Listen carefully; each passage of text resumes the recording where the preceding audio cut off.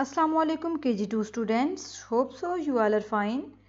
Today our topic is make new words with the help of letters B, H, C, R, M. Students, we will have to make new words by using these letters.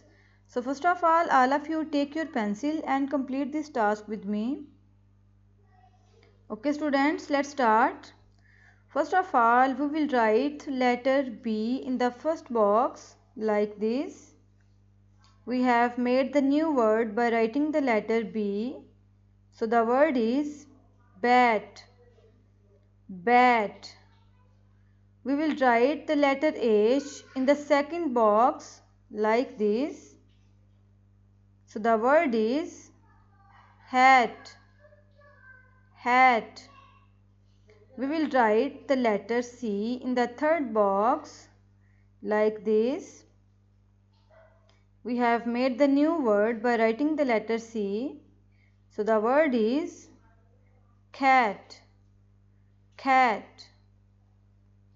We will write the letter R in the next box like this. So the word is rat. Rat. Now students, we will write the letter M in the last box like this.